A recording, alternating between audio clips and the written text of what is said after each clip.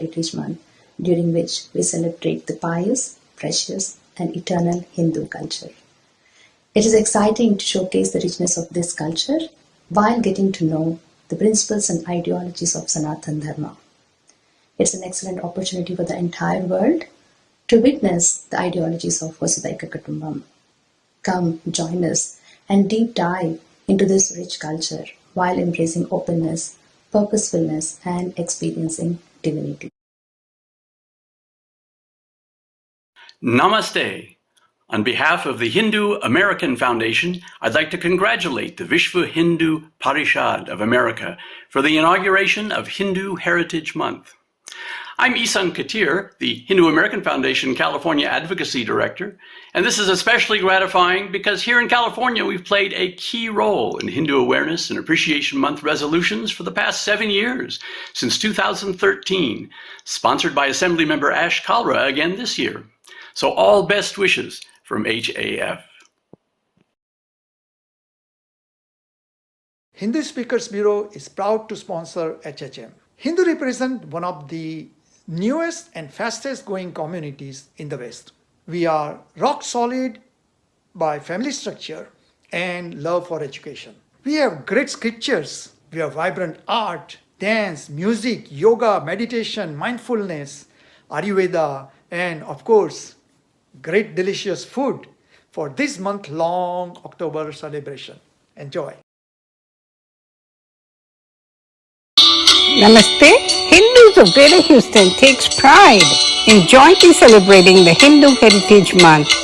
Let's turn our focus and make this a collective effort to encourage Hindu youth, engage in selfless service and educate all by voicing Sanatana Dharma and its values.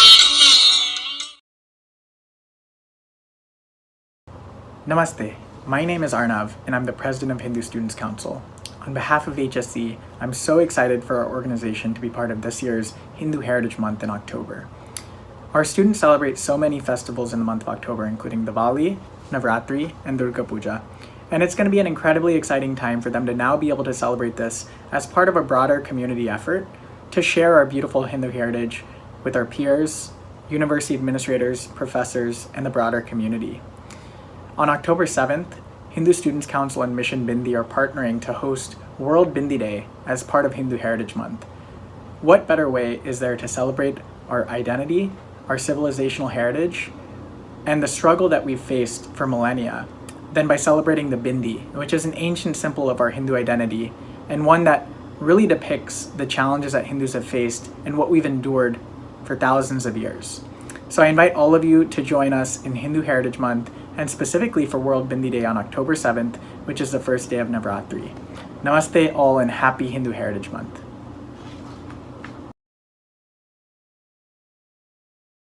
Vishwa Hindu Parishad call to celebrate the month of October as Hindu Heritage Month is very timely, and Hindu Swayamsevak Sangh will be participating with enthusiasm. We always celebrate Vijayadashmi as our foundation day. In our shakhas spread out all over US, 250 of those, will be gathering all men, women, children, and will be inviting local communities in front of Bhagavad Dhwaj and will celebrate Vijayadashmi. In addition, Seva Diwali, mixing concept of Seva with Diwali, will be another highlight. Hindu communities in our 100 cities, Hindu Swayamsevak Sangh will be coordinating a drive collecting dry food, canned food, and donating it to the local pantries.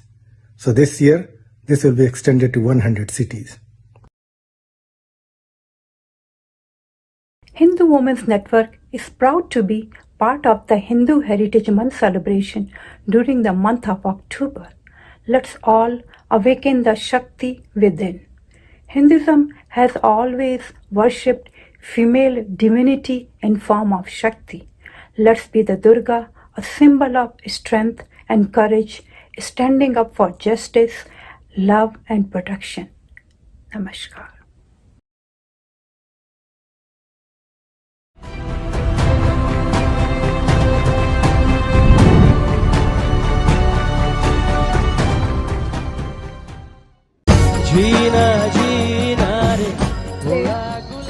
great to know that October 2021 is Hindu Heritage Month. On the 7th of October, the first day of Navratri, with blessings from Devi, we are celebrating World Bindi Day, when we all Hindus show our solidarity in recognizing, preserving, and celebrating the Bindi, the fundamental icon of our Hindu identity.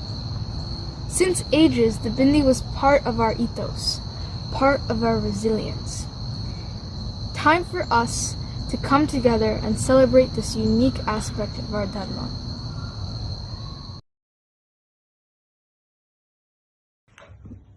Namaskar, this is Ramaswamy from PreaseForYou.com. It's indeed been a great milestone for Hindus in US and globally. Thank you to all the US state and federal governments that have recognized Hindu Heritage Month. This is not only a win for the generation of Hindus abroad, but lays foundation for the next generation onwards to continue practicing Hinduism and improve their quality of lives. Distance from homeland should not erase our cultural values and core of who we are. Thank you to each of you. You are the messengers of peace, love and brotherhood. Finally, messengers of Hinduism. God bless. Thank you. Namaskar. This is Renee Lynn, Voice for India, and I am so proud that states, city, towns all across the United States of America are honoring Hindu Heritage Month during the whole month of October. This is a beautiful and powerful movement. Hindutva stands for Hinduness. Hindutva stands for humanity. Hindutva stands for global peace. Hindutva stands for the Bhagavad Gita. This is India's ancient Hindu text of spiritual wisdom that we all can learn from. This is Hindutva. This is Hinduism. This is humanity. This is global peace. Please, everybody, be proud of your Hindu heritage and take part in the whole month of October to spread this beautiful, peaceful, global humanity across the world. Thank you. Namaste. Support a Child, SAC, a project of World Hindu Council of America, is very pleased and honored to be part of Hindu Heritage Month in October. On behalf of SAC team, we wish this event to be very successful, and I hope the Hindu Heritage Month is being celebrated year after year. Namaste. On this auspicious occasion of the beginning of Hindu Heritage Month in USA, I would like to invoke a Hindu mantra that Seva International has been working with. Sarve bhavantu sukhinah, sarve santu niramayah, sarve bhadrani pashyantu, ma kaschit dukh bhag bhavet. May everyone be happy and healthy. My name is Ashwani Garg and I serve as a Vice President in the national team of Seva International USA. Seva International is a Hindu faith-based charity organization and it is engaged in serving humanity in distress. We are inspired by the Hindu values such as Vasudhaiva Kutumbakam and work with a view that the whole world is one family. Seva International is closely working in partnership with hundreds of dharmic organizations. We look forward to working with you in serving humanity. Together, we serve better. Namaste. Celebrating October as Hindu Heritage Month is the reflection of Hindu value systems practiced by the Hindu communities across the globe, which in general thinks and acts for the welfare of everyone around. One of the oldest civilizations on the planet has a lot to offer with the current world in the form of festivals, knowledge on food and spices, unity in cultural diversity, and most importantly, the spiritual heritage. Texas Goshala is a platform to celebrate these cultural variations and connect our communities to experience the golden heritage through cows, farming, and various programs for spiritual elevation. Namaste, this is Vidya Nahar, Hearty congratulations and best wishes from all of us at Vyayam Balodyan and Icon Shakti on the launch of October as the Hindu Heritage Month in America. May you succeed in your mission of uniting all the Dharma organizations, spreading the awareness about Hindu heritage and culture, and raising voice on issues of social concern. Namaste.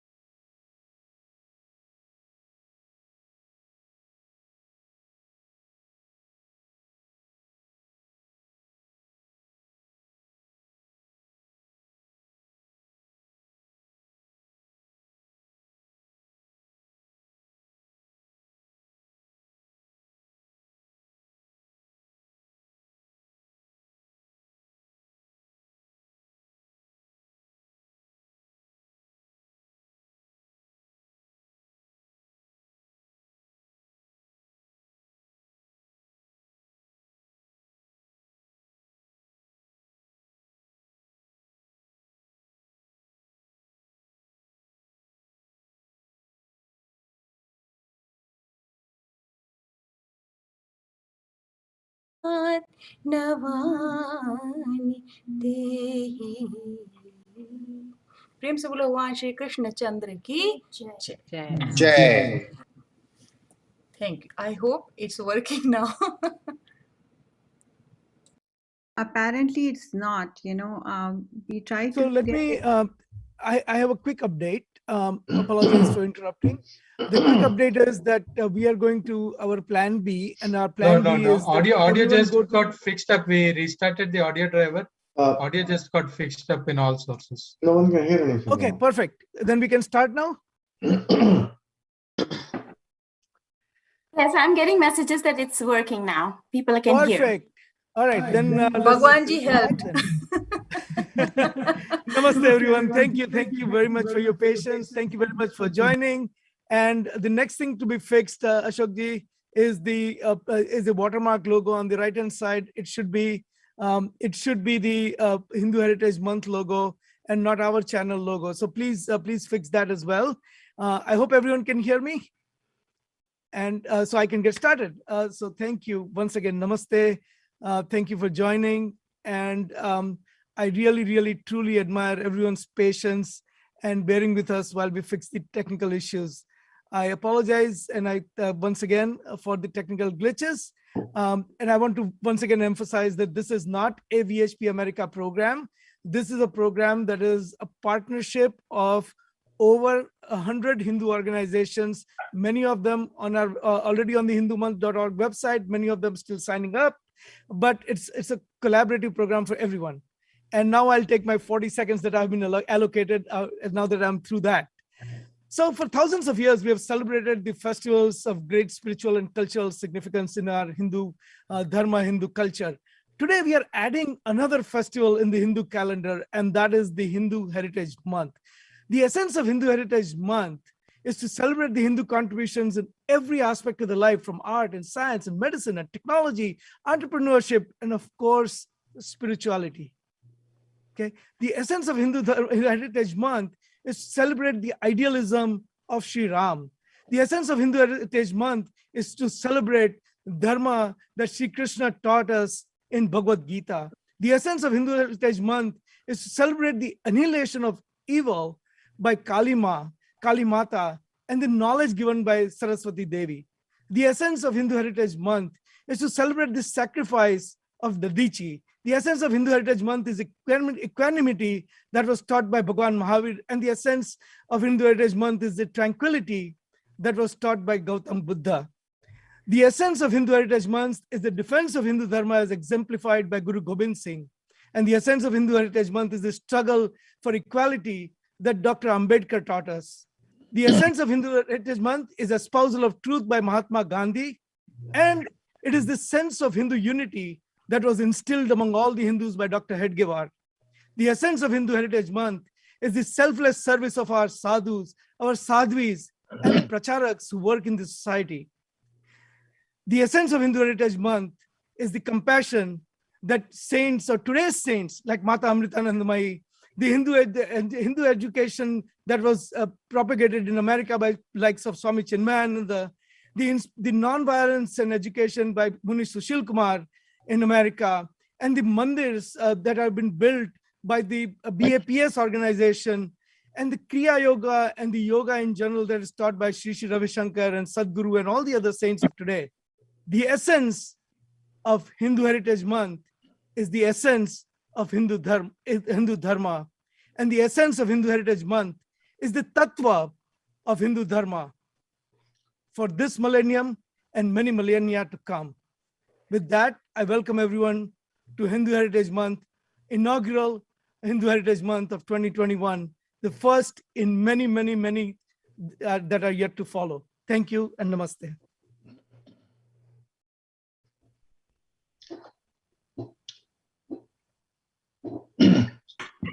Amitabh, you're next. You're on mute. You're on mute. Namaste to my family and honored guests from across the globe. It is a very humbling moment.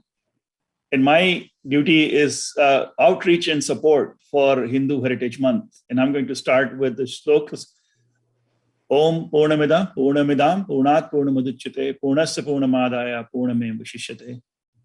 And the other one that I really like about our dharma is Aham Brahmasmi.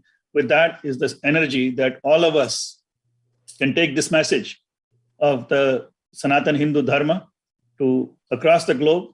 And we're starting this idea of Hindu Heritage Month started in January 2021 with 2 people. And today we have thousands in attendance and hundreds of organizations joining. We hope by the next year, we'll reach to all 1 billion Hindus across the globe. I would like to all of us to join and spread the word of Hindu Heritage Month. Join the movement on hindumonth.org. And please also, don't forget, there is a donate button there. Dharmansh ke bina kuch nahi hota. Dharmasya moolam artham, right? So we need support. We need you to spread the word. We need to join the movement, do the programs everywhere, and celebrate. We just want to celebrate our heritage. We are a thousands of year old heritage behind us, strength behind us, and we are complete in ourselves. So that is the strength we carry. So like from 2 to thousands and from thousands to billions. Dhanyavad. Thank you, Amitabh ji. Namaste, everyone. Sanjay ji. Oh, Jai ji, you are muted now. Sorry. Namaste, everyone. And thank you, Amitabh ji. And Sanjay ji, if I take my more than 40-second allotted time, consider that my personal technical glitch, but we'll carry on. So we started moving to US and Canada in mid-60s. After establishing a good financial base for our families and guiding our next generation to be model citizens of their adopted land, it was clearly time for us, for the 4 million strong Hindu community in North America, to talk about its rich cultural heritage, rooted in the principle of Dharma. It was this simple thought that gave birth to the concept of Hindu Heritage Month. I feel truly honored and privileged to be given the task of helping organize this effort along with my team members. Diversity and inclusiveness being the core pillars of the Hindu ethos, we decided to model this month-long celebration on the principle of open architecture, which means all organizations with dharmic value system are welcome to be our partners. All partners are free to celebrate, hold events in their own way, on their own time, and come together and share and celebrate our shared culture. We're truly gratified to have more than 50 organizations already registered and many more ready to join. And I just feel truly gratified with that. With that, I'll close my remarks and thank you very much. Enjoy the rest of the evening. Thank you, Jaiji. Namaskar to everybody. As we know, the Hindu philosophy traveled to other parts of the world, not by the power of sword, but by the sheer power of its thoughts and ideas. When Vivekananda addressed the Parliament of Religions in 1893, he began with 5 words: brothers and sisters of America. On hearing this, all present there stood up on their feet and clapped non-stop for 2 minutes. It signified Hindus are not about I, me, or myself. Instead, Hindus believe in Vasudhaiva Kutumbakam, meaning all world is one family. It is our duty to share these beautiful concepts with all. The purpose of celebrating October as Hindu Heritage Month is twofold. Number 1, to engage non-Indians and non-Hindus and educate them about our culture, about our heritage, and about our philosophy. The second part is to engage and educate and connect our next generations to their roots and have them feel proud of their heritage. That's what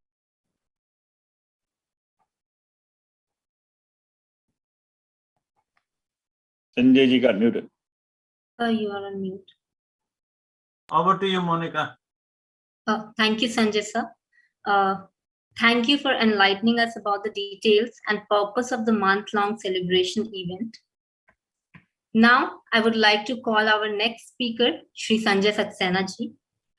Sanjay ji is a volunteer of Gayatri Parivar and runs a spiritual ministry in Vedic tradition with his wife, Sangeeta Saxena. Additionally, Sanjay ji is a life coach and a motivational speaker who also volunteers at Hindu Student Council chapters. An alumni of IIT Roorkee, he works for a multinational life science company. Sanjay ji will share how Hindu philosophy is a gift to the world. Over to you, Sanjay ji. Namaste. Perhaps never before has there been a greater need for the mankind to reflect on the Hindu heritage that offers the agile and adaptive framework of all-inclusive human excellence. The term sanskriti alone can express this exceptionally profound gift for humanity from the Hindu heritage. This fusion of sam with kriti becomes sanskriti, as sam signifies an all-pervading expansiveness with a sense of equilibrium. So sanskriti is the kriti or creation that is embracing sam or universality. Therefore, Sanskriti by nature is totally uplifting for all people in all places at all times. Hindu Sanskriti upholds this promise to infuse, inspire, and enhance inclusive human excellence. Therefore, the Hindu heritage nurtures the qualities that bind and bring together the world by infusing cordiality, friendship, and affection for the world as a family. That's why Hindu Sanskriti continues to flourish through the millennia as a natural choice of the mankind in search of human excellence, where even moksha is not out of bound. Yajurved mantra Sa Prathama Sanskritir Vishwavara defines Sanskriti as the pioneering and all-embracing model which inspires all people for generous giving. This first or Prathama Sanskriti nurtures all with an uninterrupted passion for sharing their auspicious abundance to the whole world. Such a versatile Sanskriti, having global footprints, is rooted in the Indian subcontinent, the Bharatvarsh, so it's popularly known as the Hindu heritage also, which is synonymous with the Vedic Sanskriti, Rishi Sanskriti, Bharatiya Sanskriti, and Dev Sanskriti. Hindu heritage transforms an individual into the free-spirited knowledge seeker. Hindu Sanskriti endows its seekers with the unlimited freedom of inquiry in a truly empowering republic of free thought. Vedic Sanskriti enables a versatile, open source, open architecture platform of total life cycle management for achieving human excellence enriched on the robust foundations of Varnashram Dharma. Dev Sanskriti is the kernel of a vast set of life transforming processes and technologies that offer rich toolkit including but not limited to the yoga, yajna, pranayam, dhyan, sadhana, kirtan, mandir, murti, mantra, tantra, tirth, shruti, smriti, itihas, puran, darshan, ayurved, jyotish, vastu, sangeet, sanskrit, parivar, sanskar, sanskrit, art, architecture, and you can name more. This also includes a diversity of festivals and pluralistic traditions that honor divine in the nature. Hindu Sanskriti is the living embodiment of experiences like Vasudha Kutumbakam. Never forget that the Sanskriti is a lived experience, so Sanskriti is not available for borrowing and Sanskriti cannot be imported either. Therefore, as the inheritors of this priceless Sanskriti, we must totally commit ourselves to protect, preserve, and share generously our Hindu heritage for a better world, so that this Vishwabhara Sanskriti can unleash the conditions of Sarve Bhavantu Sukhina for the humanity here and now. Om Shanti. Hindi में एक वाक्य, इस देव संस्कृति दिग्विजय अभियान की शुरुआत जो हो रही है उसमें आपकी आहुतियां बढ़ चढ़ कर शामिल हों, इसी प्रार्थना के साथ नमस्कार। Thank you, Saxena ji, for providing us with the knowledge on philosophy of Hinduism and its Sanskriti. Now, I would like to call upon Sri Sanjay Kaul to introduce the next lineup of speakers. Over to you, Sanjay ji. You're on mute. Thank you, Monica, and namaskar again. It's my honor and privilege to coordinate the next section. I would like at this point to request Sri Prahlad Kesi to introduce our first chief guest, His Excellency Ambassador Dr. Yuba Raj Kathiwara. Mr. Prahlad is a dedicated supporter of Hindu cause and is the Honorable Consul General of Nepal based in Boston, Honorary Consul General of Nepal based in Boston. Over to you, Praladji. Please unmute yourself, and also Ambassador Kathiwada, please unmute yourself. Thank you, Sanjay, for your kind introduction. I'm very humble and very proud to be part of this Hindu Heritage Month, and also giving me a great task and a humble task to introduce His Excellency, Ambassador of Nepal to the USA, Dr. Yuvraj Kathiwada. I don't know how to start his introduction, but I will do my best. He has an extensive background in economy, finance, and planning. He has been a vice chair of the National Planning Commission, and he has been a governor of Nepal's central bank. In the past, he has served in countries many positions in capacity of ministers, such as Minister of Finance, Minister of Information and Communication. He was also the spokesman of the government of Nepal. Now, currently, as Ambassador of Nepal to the USA in Washington, D.C. Your Excellency, we welcome you. The floor is yours. Thank you. Thank you, Praladji, for your kind introduction. Above all, I am a Hindu person. So I think that's the most relevant thing to be joining this event today. Thank you all, the organizers, having invited me to this great event, first of its kind. Let me extend my best wishes for the grand success of this event. I take this opportunity also to greet all the Hindus for the upcoming Navaratra, Vijayadashami, Diwali, and Tihar, we call it, along with other festivals of this year. I commend Vishwa Hindu Parishad for organizing this event at the eve of the greatest Hindu festival of the year. For me, religion is about values of life and living, that some of the speakers have already addressed to.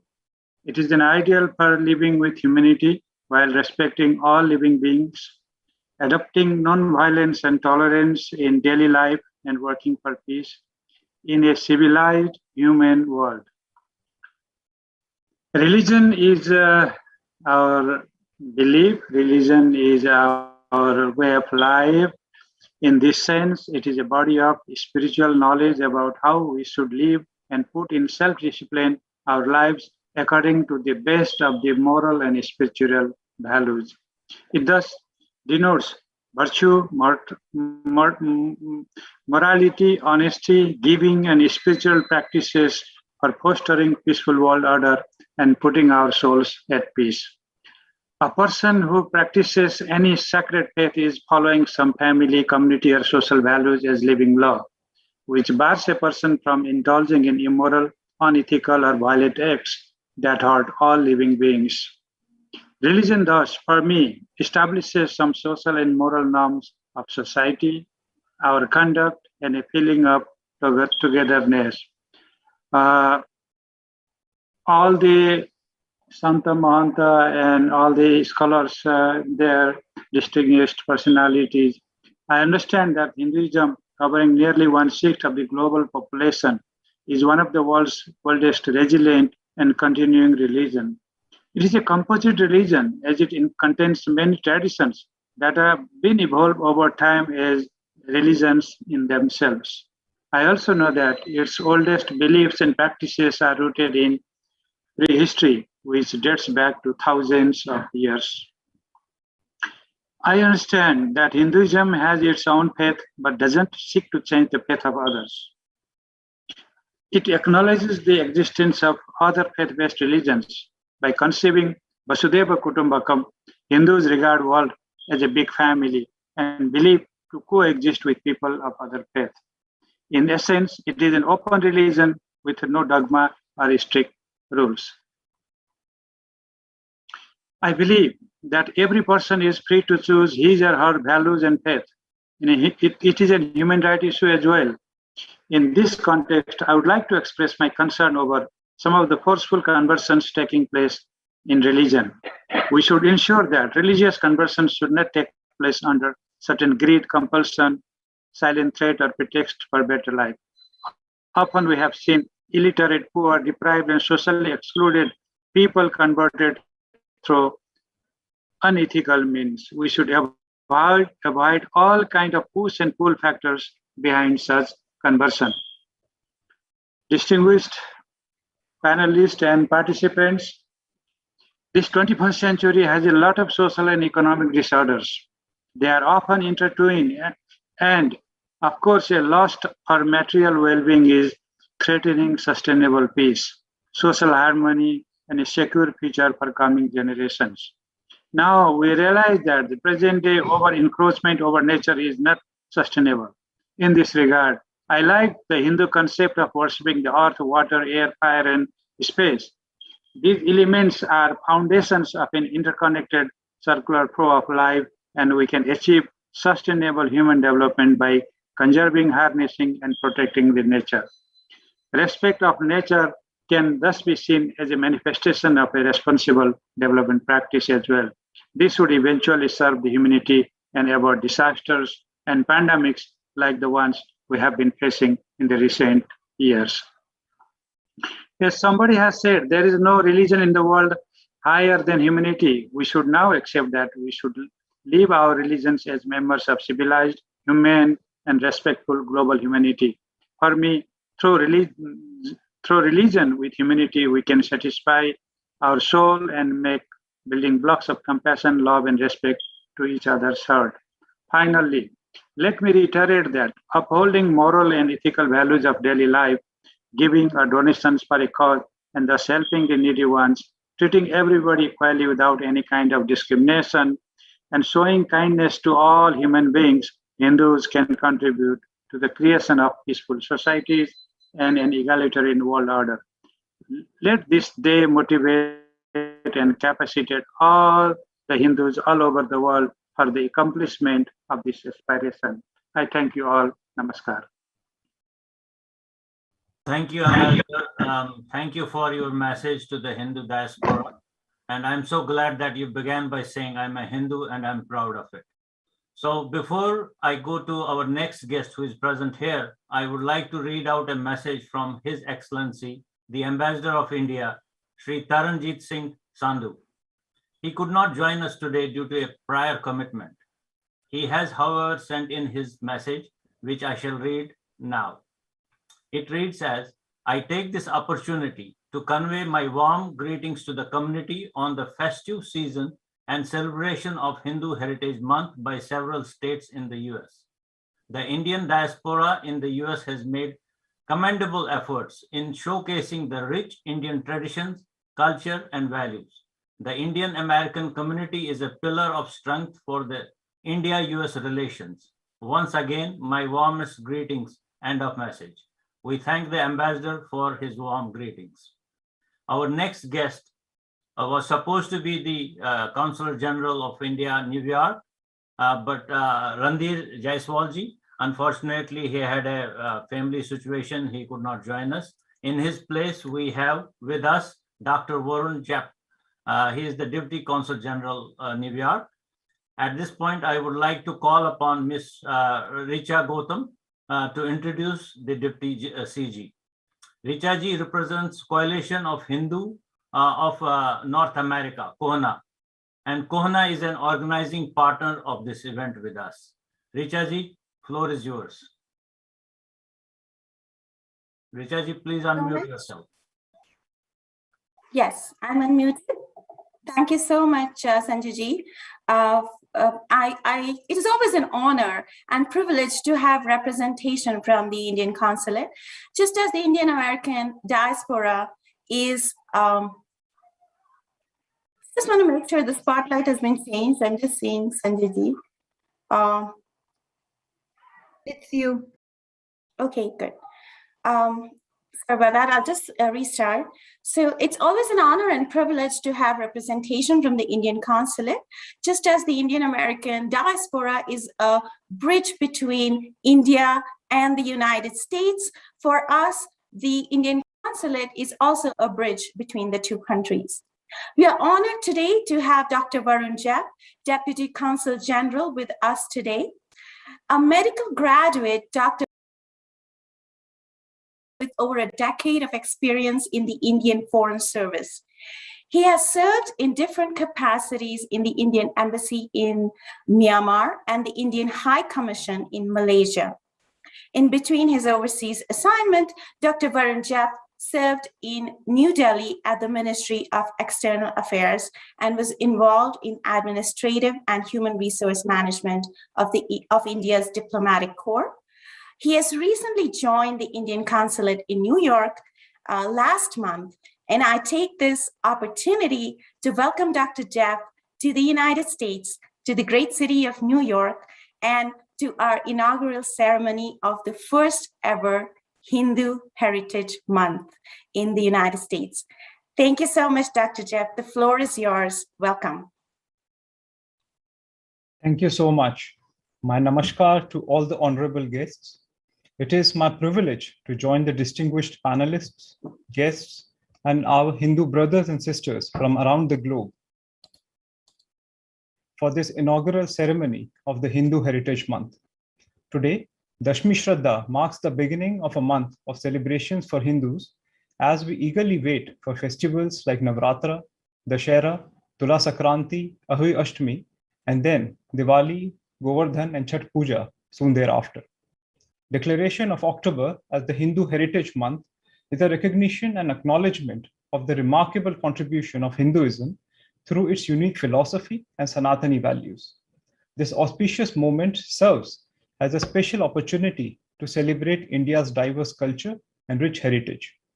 This is an ideal platform to showcase the unparalleled diversity and ethos of compassion, peace, harmony, pursuit of knowledge, and sacrifice, which are fundamental elements of our civilization. We must share all our recognized domains of cultural heritage, such as oral traditions and expressions, performing arts, rituals, festive events, and social practices with the world, and equally importantly, share it with our younger generation for them to be better aware of their millennia-old heritage and take pride in their roots. I extend my heartiest congratulations and compliment the passion and commitment of all the organizations and everyone associated with this timely and meaningful initiative of honoring the multitude of our intangible heritage and diverse cultural traditions. I thank you for giving me this opportunity. Thank you all. Namaskar. Thank you, Varunji. That was a very wonderful message to the Hindu diaspora. Moving on, let me now break the monotony of speeches and go to somebody with instruments. Music instruments have been an integral part of Hindu heritage. Many of our beloved forms of God are often accompanied by a musical instrument. Goddess Saraswati with her veena is one example. What do musical instruments signify? Let us hear that from Pandit Abhay Sopori, followed by a santur performance by him. The santur maestro and composer Abhay Rustam Sopori represents the Sopori Sufiana Gharana of Kashmir. Abhay has the honor of being the only contemporary composer of India whose composition has been conducted by the legendary maestro Zubin Mehta. Abhay has more than 50 album releases to his credit. He has composed and introduced 3 new ragas named Rag Nirmal Tones, Rag Mahakali, and Rag Sharda, which have been very well received by the music connoisseurs and critics around the globe.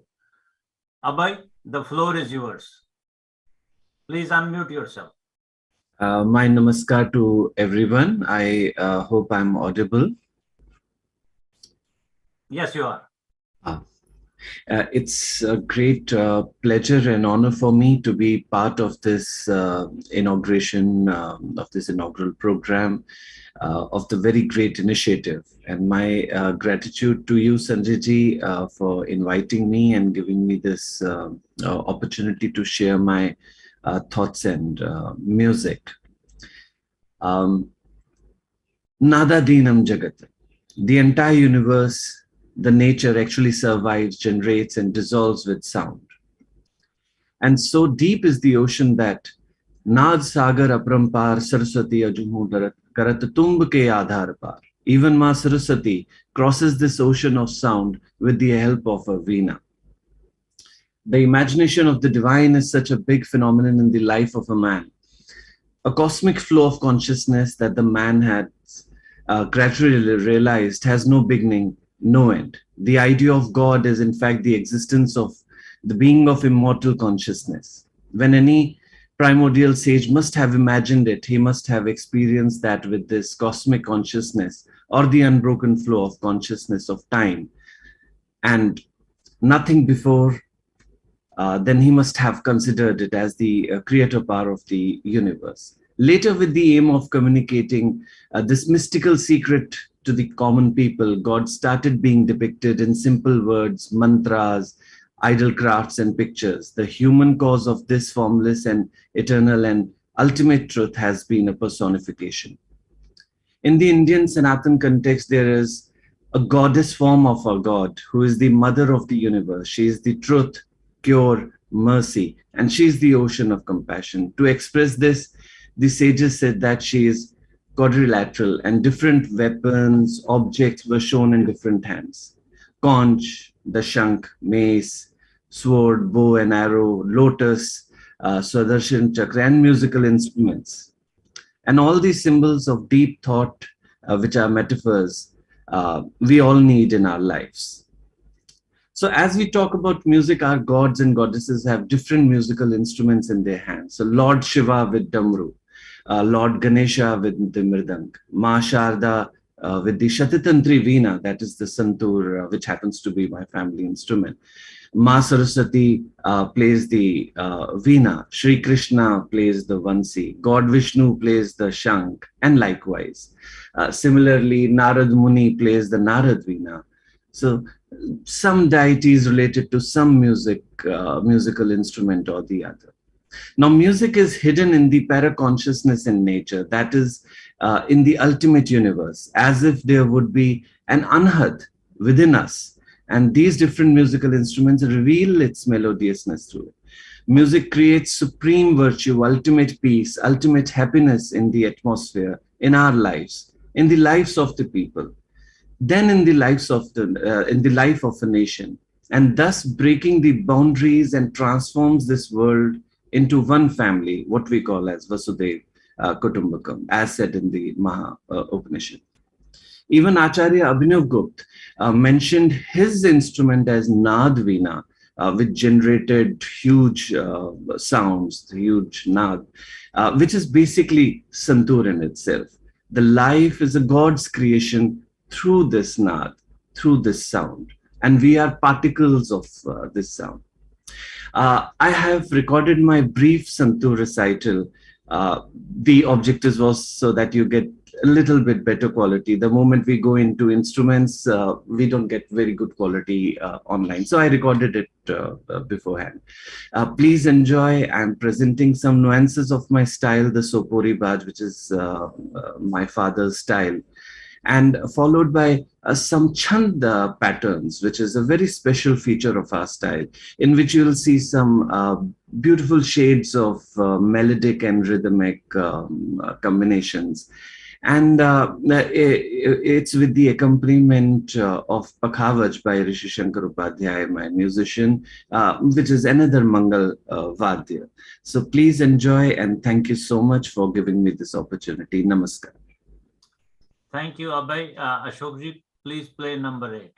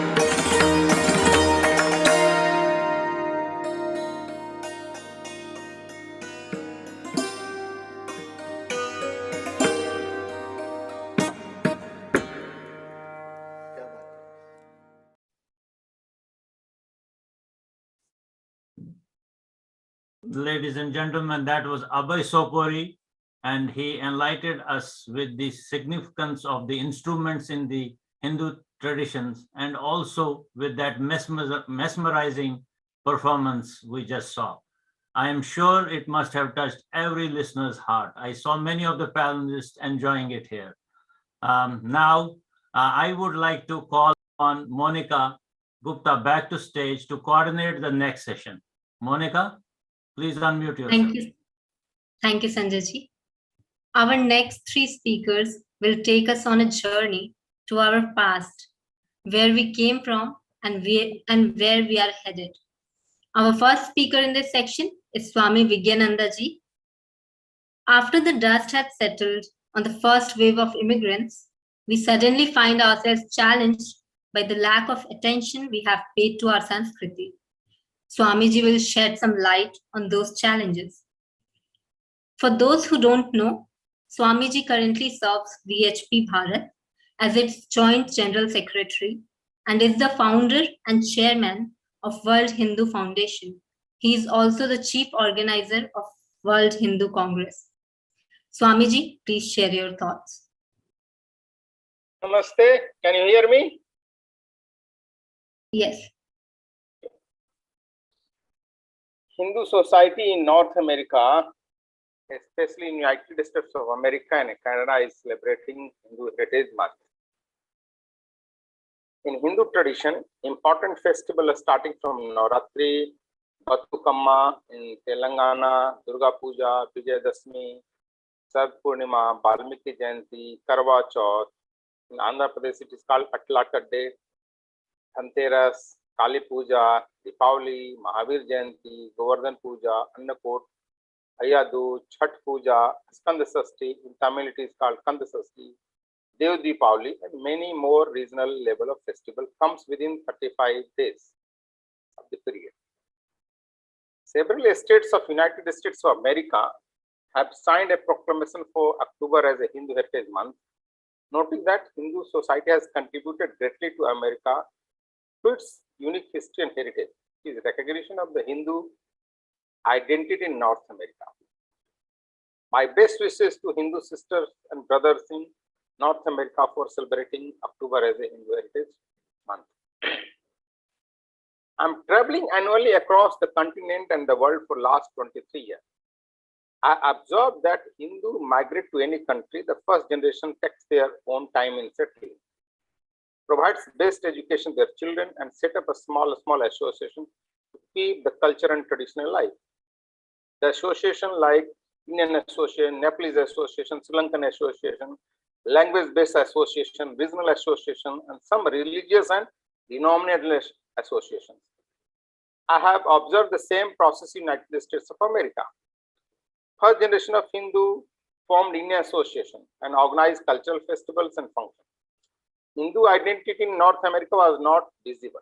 Second generation built on their strong foundation of good education and become successful in the diverse profession and gain prosperity and build big Hindu temples.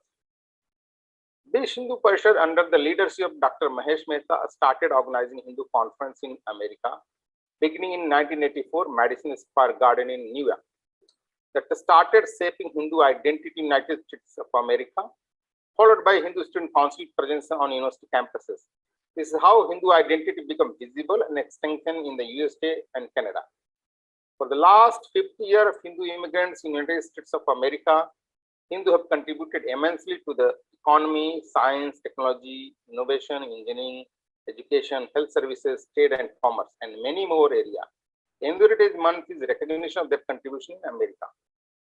Hindu society with the success in economy and other diverse fields has entered into third generation in North America. Success also brings challenges. Presently, Hindu society in North America is facing organized challenges.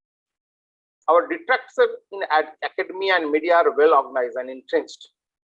They are creating a negative perception of Hindu society in America.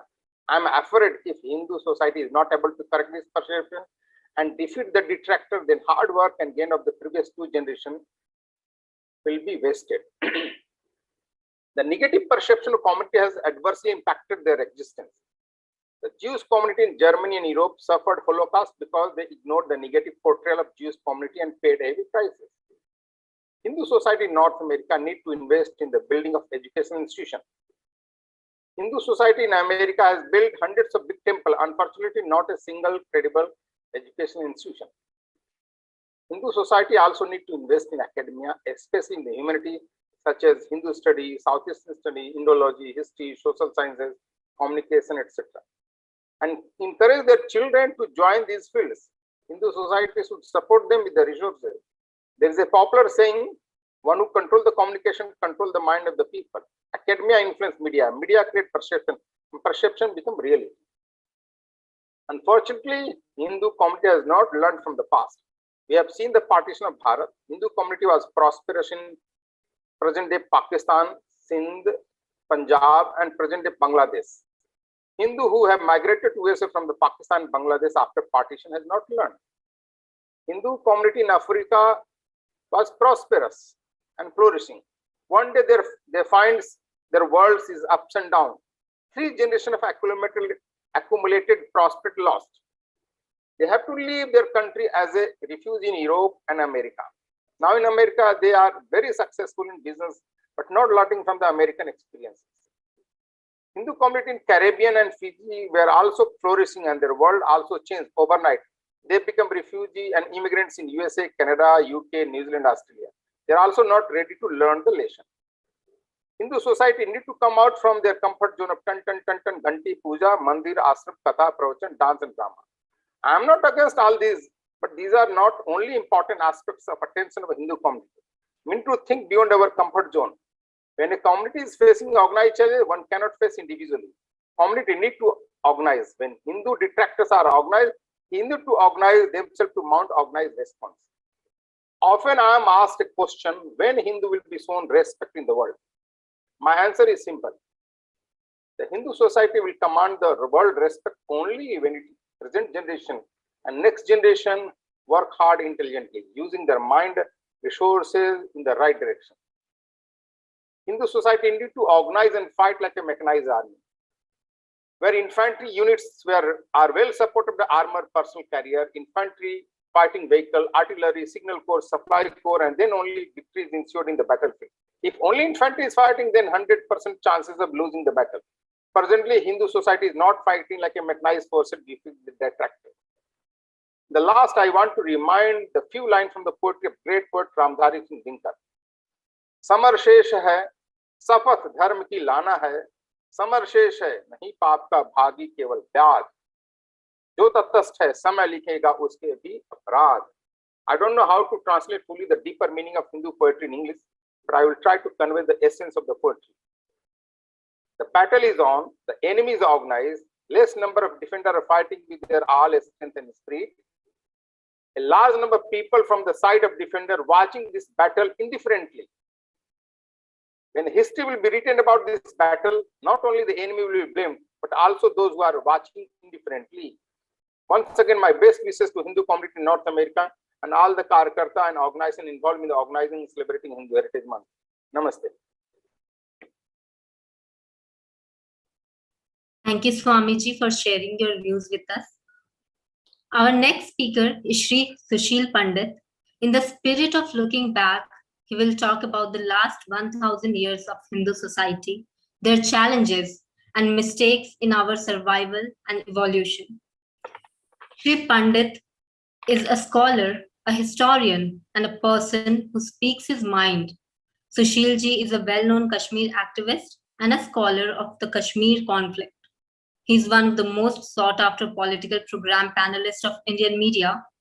Panditji is the co-founder of the Roots in Kashmir, an initiative to raise public awareness on reclaiming roots that identify Kashmiri Pandit. Over to you, Panditji. Sushilji, unmute yourself.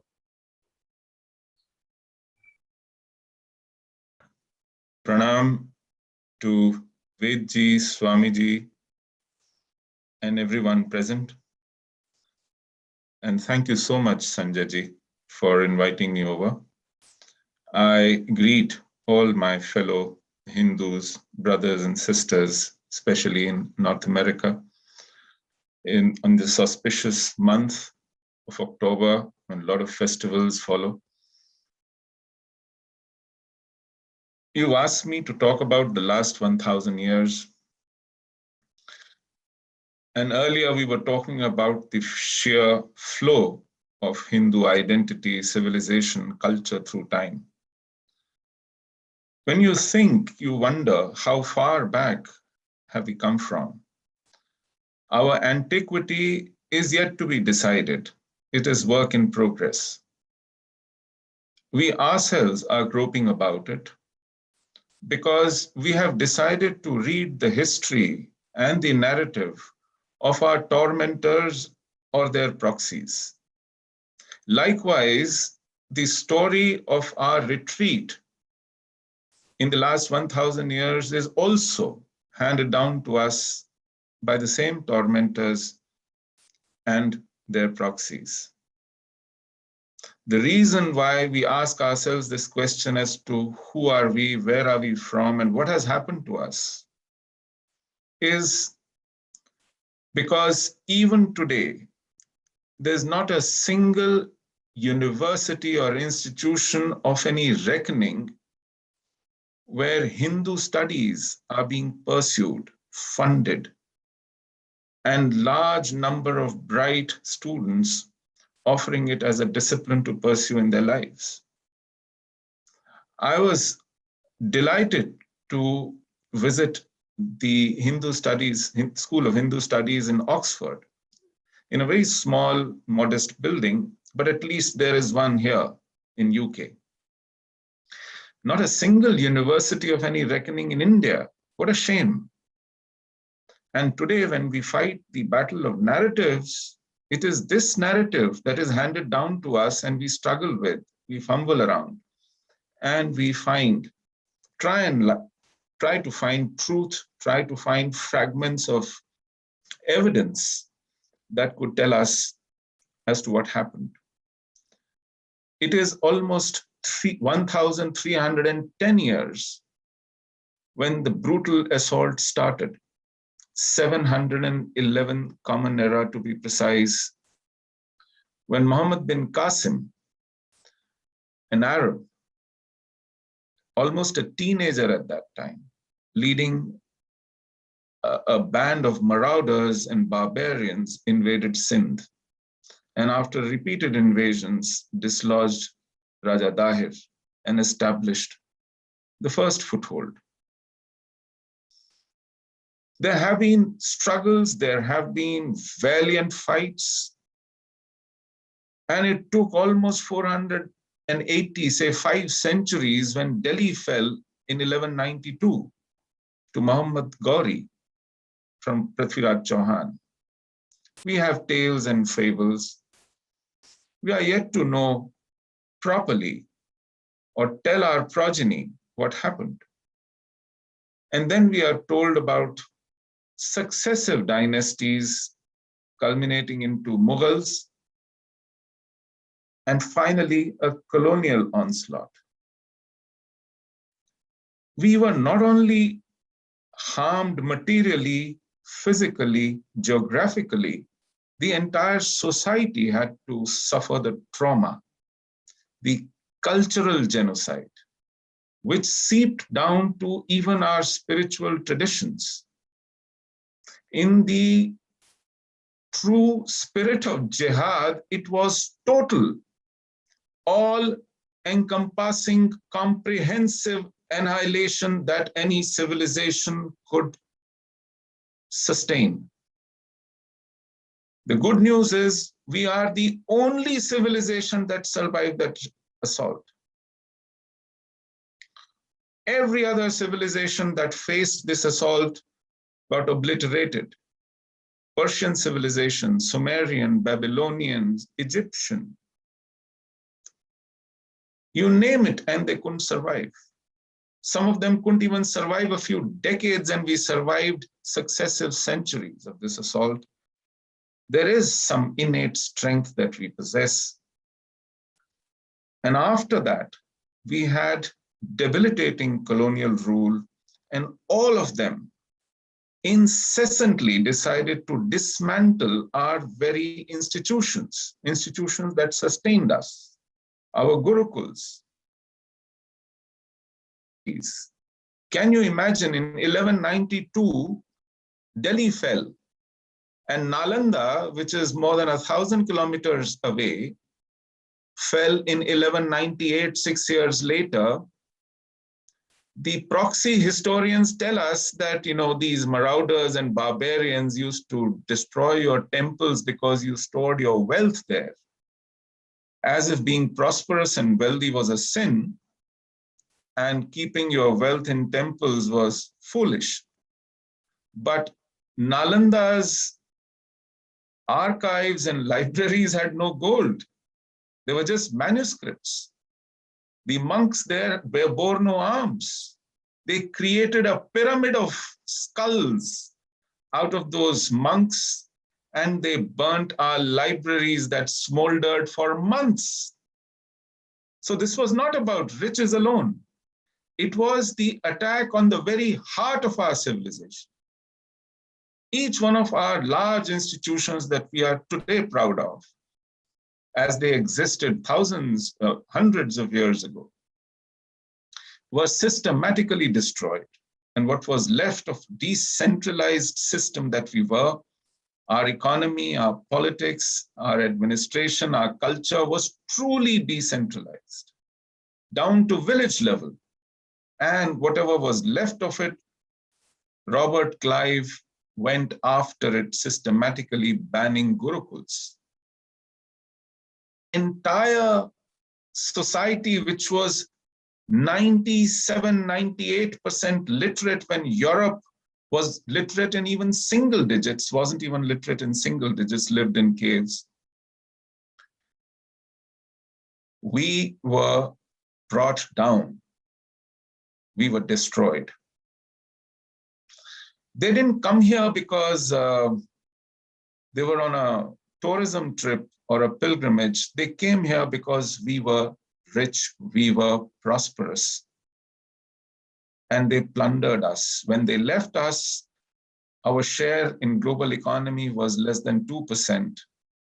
Compared to when they came here, it was more than a quarter. When they left, when the colonialists left, our average age expectancy, life expectancy, was 27 years. We were struck by famines, by pandemics, epidemics, grinding poverty, malnutrition. This is how they left us, a prosperous country which was attracting people from all over the world, travelers from all over the world, seekers, students, teachers from all over the world. I'll give you an example. Kashmir was the epitome of this civilization. If we are proud of our Sanskrit heritage and its entire body of knowledge traditions, almost all of them had their origins fountainhead in Kashmir. Today, I, as a representative of the Kashmiri Hindu community, am sad to tell you, the last Kashmiri scholar, authentic Kashmiri scholar, called Pandit Neelkant Gurtu, passed away in 2008.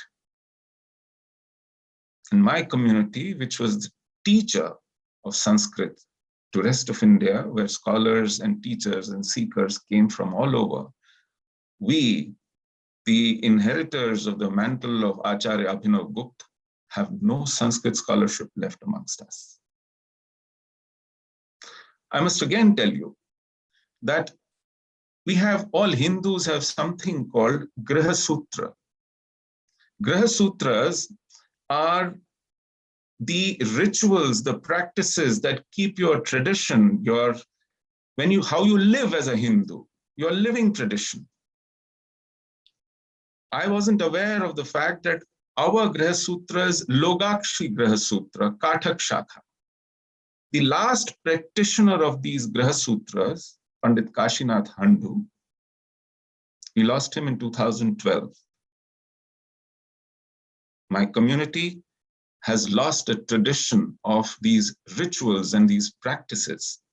What are these Griha Sutras? Every day, 5 Maha Yagnas we do. And these Yagnas are not those rituals. This is part of our routine. For example, the most important Yagna is Rishi Yagna, which means we need to read scriptures and connect with the knowledge traditions every day. Another is Deva Yagna. We propitiate our gods and express our gratitude for sustaining us. We do Pitra Yagna, which means we pay respect to our parents, our forefathers, the ones who are living and the ones who are no more. We do Manu Yagna, we do other Yagna. So 5 of these traditions no longer practiced in my community. And this is a story of several communities across the country. I come back to the fact that it's a battle of narratives today if we have to rejuvenate, if we need to survive and thrive again. And we have turned the corner. We've turned the corner. The 1,000 years of this curse seems to be ending. We just need to energize ourselves, rediscover our roots, and turn the corner. Start with the battle of narratives. Pick up the threads, pick up the facts, build a strong argument, and go out and fight. We shall win. Thank you so much. Thank you, Panditji, for bringing us the information that most of us were unaware of and the mistakes and challenges Hindu society has faced. Our third speaker in this section is Professor Vednanda. He will talk about why we need to celebrate Hindu Heritage Month and why it is important for Hindus to assert their identity wherever they are. Padma Bhushan recipient Professor Vednanda is a Sanchalak of HSS in American Zone. Professor Nanda is the Vice Provost at University of Denver and holds 2 named professorships at the university. Also, he serves as the director of Vednanda Center for International and Comparative Law. Professor Nanda is a legal expert who is widely published, having authored or co-authored 24 books in various fields of international law. Over to you, Professor Nanda.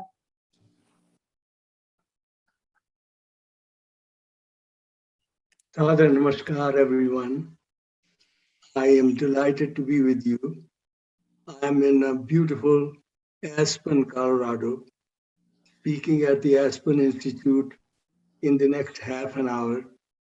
So I'm going to take leave of you, but I'm honored to be with you. After respected Swami Vijnanand Ji and Sushil Pandit Ji, so articulated elegantly about the current status of Hindus in North America. And Sushil Ji talked about 1,000 years. And if you permit me, he reminded me of saying that Ford talked about it and said, "Sun gam ki tarane ha, sun gam ki tarane dil dahlenge, hai pur josh kahani, aur yaad nahi to yaad kara dun, tumko yaad purani." So he reminded us of 1,000 years. But I think at the same time, history is not complete unless we also know that although 1,000 years of foreign domination could not take away from us our identity. But at the same time, the question that we need to ask is, how come we, with all this strength in India, Bharat, that we fell prey to those people who were, as Sushilji said, marauders and came here with a few barbarians and took over the country. And that is where, at the present time, as you look back, and I think I need to remind that in the 20th century then, 1925, when Rashtriya Swayamsevak Sangh began, I think that is at least one part of our history that we need to remember. And the diagnosis at that time by Dr. Hedgewar was that Hindus have never been united to stand against all these assaults. They are spiritually unexcelled in what they have done. They have done in every field, from Kalidas, look at science, look at astrology, look at astronomy. I think you name it, literature, Kalidas. Think about it. What happened? And today I simply want to mention to both Swami Vijnanand Ji and Sushil Ji, and then forgive me, I had prepared some remarks, but I think I need to respond and talk in these terms. In North America today, Hindu is awake. Hindu is galvanized. You probably saw that there was an effort by some people to start dismantling Hindutva. Hindu American Foundation, Kona, Vishwa Hindu Parishad, Hindu Swayamsevak Sangh, these organizations and some other Hindu organizations stood up. But I want you to know, hundreds of thousands of people not belonging to these organizations, Hindus, they stood up. They said, we want to be counted. So Hindu is galvanized. But at the same time, I also want to mention to Swami Vijnanand Ji and to Sushil Ji, you'll be very, very pleased to know that today, Hindu University of America is alive and well. In the last month, 2 individuals on their own have given $1 million each in order to see that this institution, rooted in Hindu traditions, blossoms. We have got $1 million from other people. And at the present time, we are looking at $8 million in the next year or two so that we can get accreditation. And I want you to know that in this meeting right now, respected Rajesh Shahji, respected Smita Gokhaleji is part of that Hindu Board of Trustees, Hindu Board of Overseers. And then so at the present time, we are in this North America with all these organizations working very, very hard 24/7. I'm sorry. Was there any? Oh, okay. I think everyone is mute. So I think I simply want to start then very briefly to say that the United States has got very rich cultural heritage. And that is because many people from around the world came, contributed, did accomplishments, and I won't go into details, but I simply want you to know that in this country, from 1968, when they started Hispanic Cultural Heritage Week, that was, again, President Lyndon Johnson. 20 years later, 1988, President Ronald Reagan made this a month. And you probably know, I did not see that, on 14th of September this year, because it is a 15 September to 15 October. That is the Hispanic Heritage Month.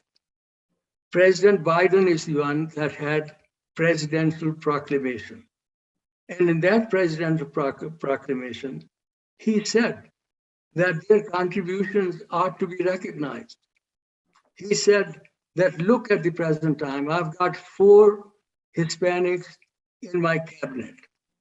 He said there are 16 agencies, Department of Labor, Department of,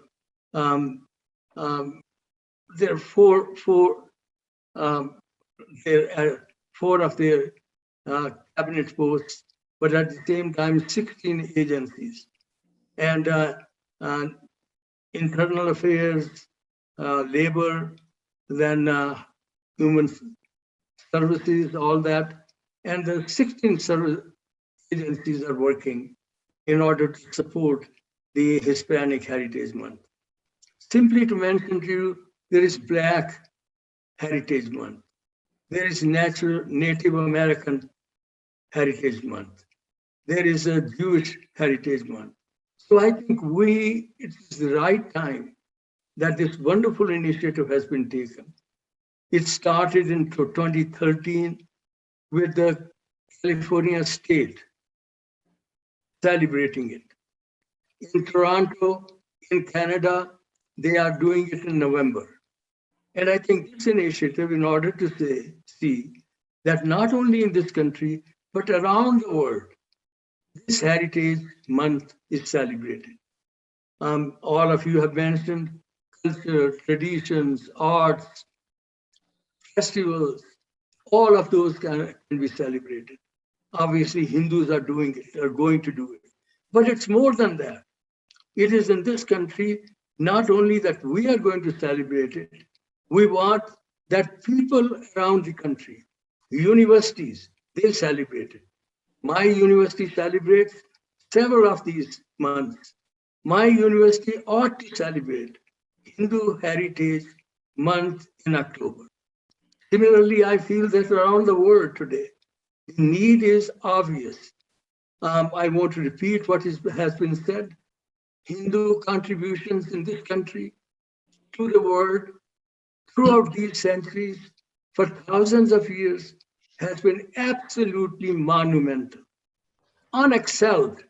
We are in terms of our own many things. We can talk about literature, we can talk about science, we can obviously talk about spirituality. And we are the ones who, many times I think, when today all over the world, people talk about tolerance, we are the ones who said, not simply tolerance, we accept differences, we respect diversity. We are the ones who have repeated it. I repeat it again. We have said the entire universe, humanity, it's one family.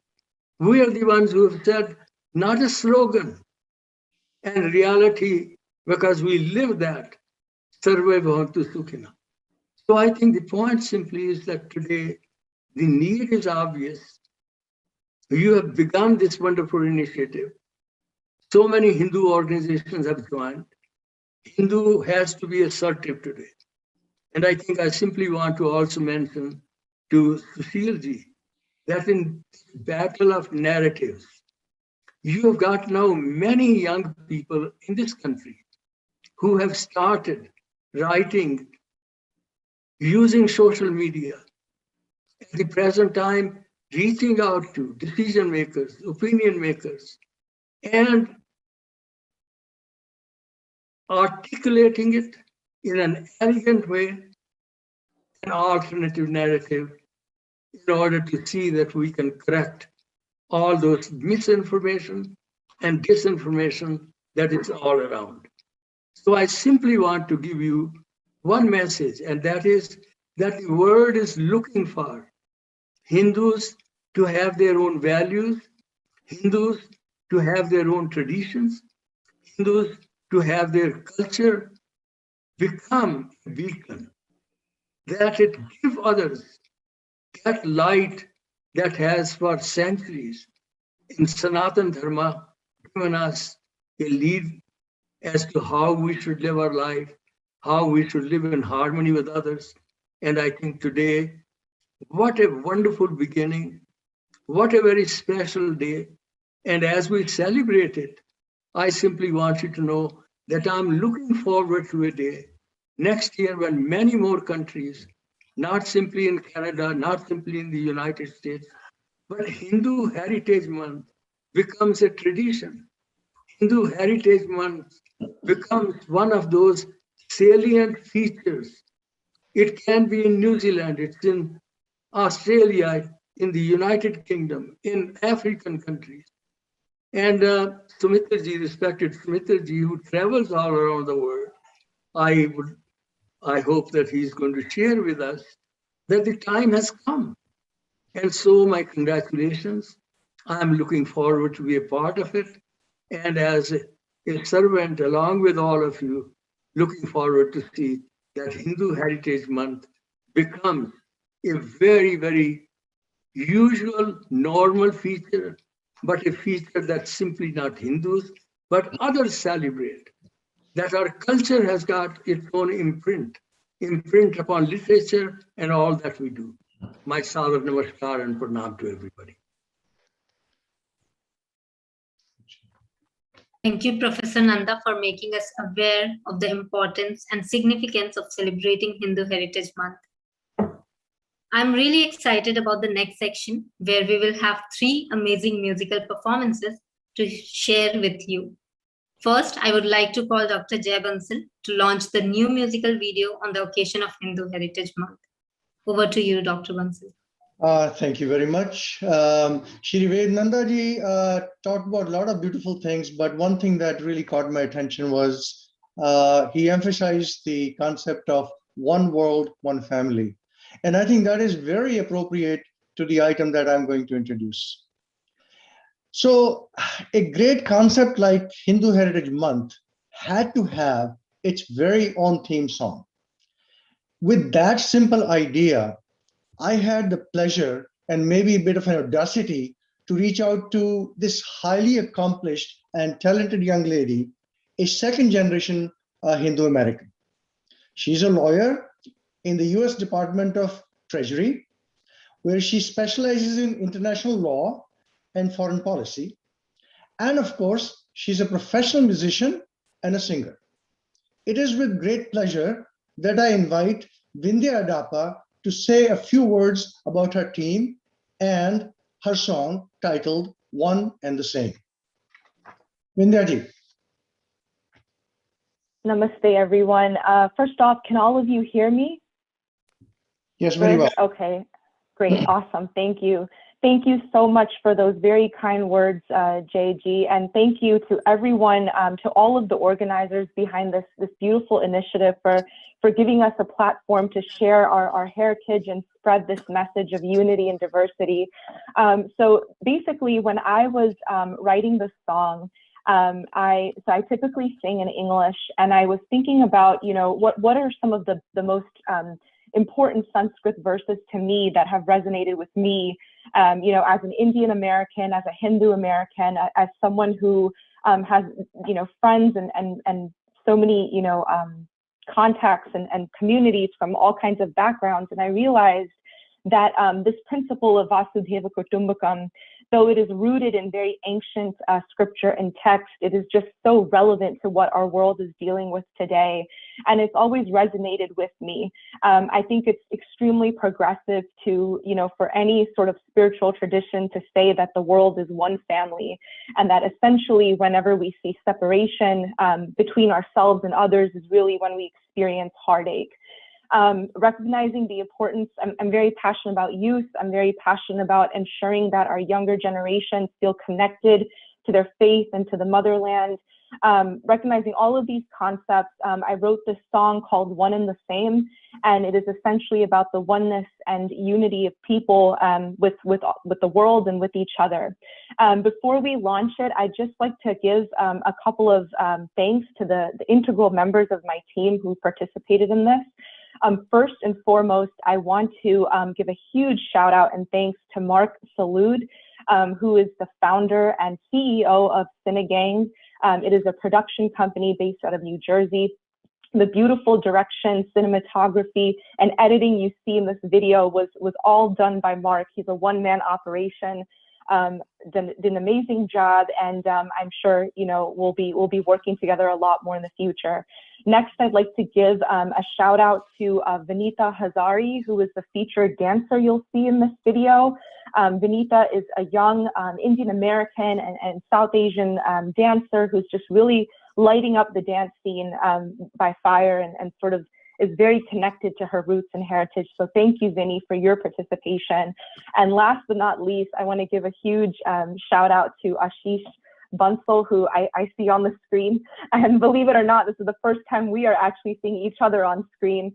But Ashish, you are absolutely wonderful. We went through so many iterations of trying to mix and master the song, and the audio you're going to hear now, the quality of it is really due to his magnificent expertise and skill. So thank you, Ashish.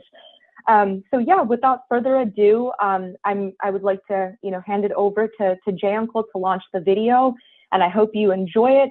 Sit back, relax, and let us know what you think afterwards. Namaste.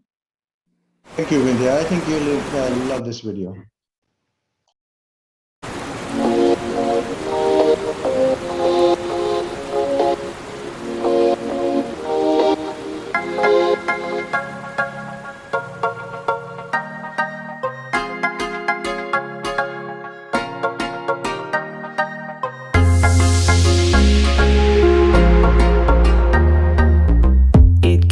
Hard to see the light when so much is wrong. My heart is welling up inside me, but with you right here by my side, we stand as one. You fill my heart with love and mercy.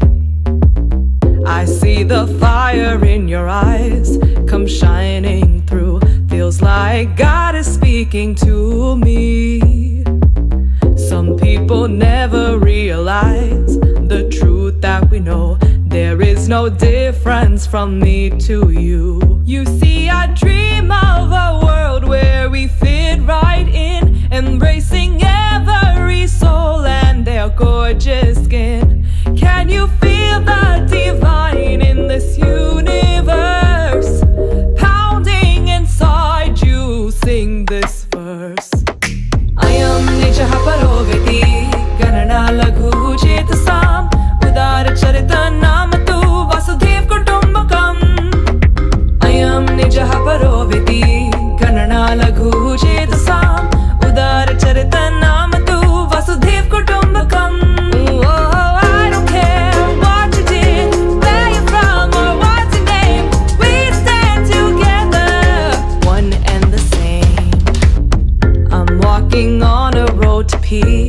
beyond this place. My faith and truth will be what guides me.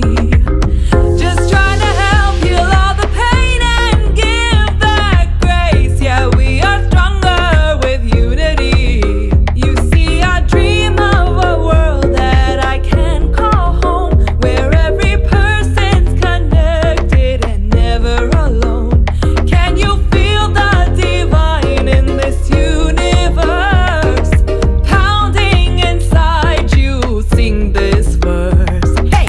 Ayam nijaha paroviti, ganana laghu chetasam, udar charita nam tu vasudev kutumbakam. Ayam nijaha paroviti, ganana laghu chetasam, udar charita nam tu vasudev kutumbakam.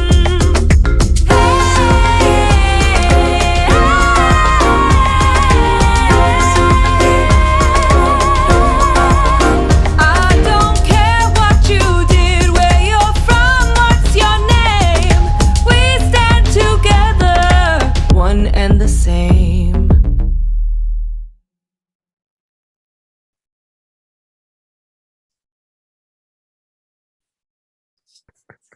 Thank you, Bansalji, and thank you to the music video team for this beautiful theme song. As has been said, this music video was produced specifically for the inaugural program as a dedication to the celebration of Hindu heritage and culture. Now, the next item is a performance by Srimati Kadambari Adesh, and I would like to invite Srimati Vandana Sharma to introduce Kadambari Adesh, who happens to be her guru as well. Vandana ji, the floor is yours.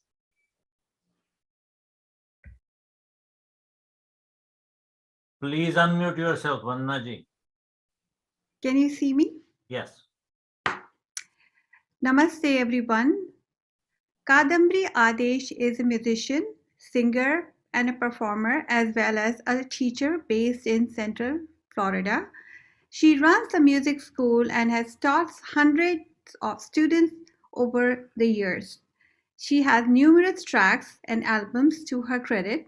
The song she is performing today has been written by her father-in-law, Mahakavi Professor Hari Shankar Adesh ji. Kadambari ji is my guru as well. Kadambari ji.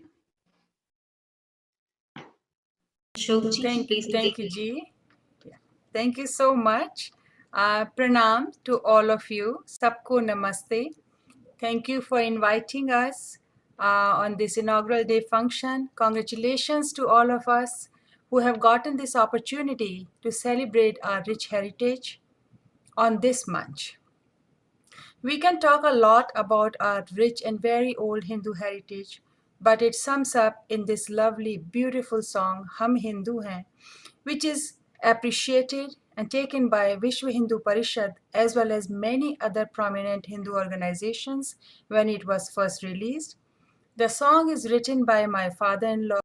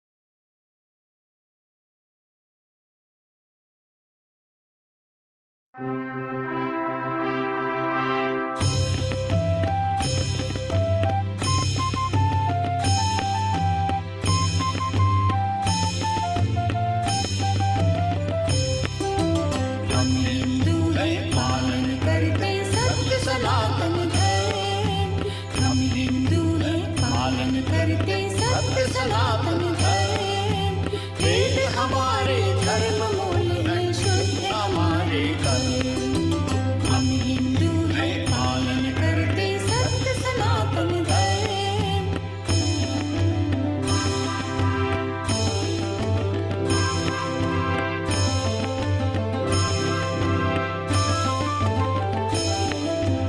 माता पिता और गुरुजन का करते हैं सम्मान माता पिता और गुरुजन का करते हैं सम्मान भेदभाव की बात न करते मानव सभी समान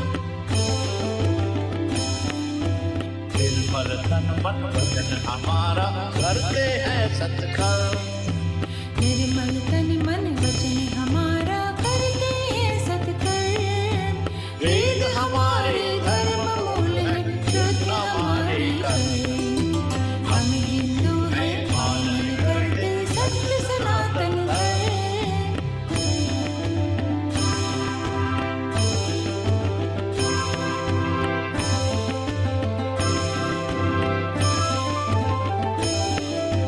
पूजा करते पंचदेव की माने कर्म विधान पूजा करते पंचदेव की माने कर्म विधान कण कण में ही सदा देखते हम व्यापक भगवान संध्या हवन भजन जन्म कभी न करते शर्म संध्या हवन भजन पूजन में कभी न करते शर्म वेद हमारे धर्म मूल है शुद्ध हमारे कर्म हम हिंदू हैं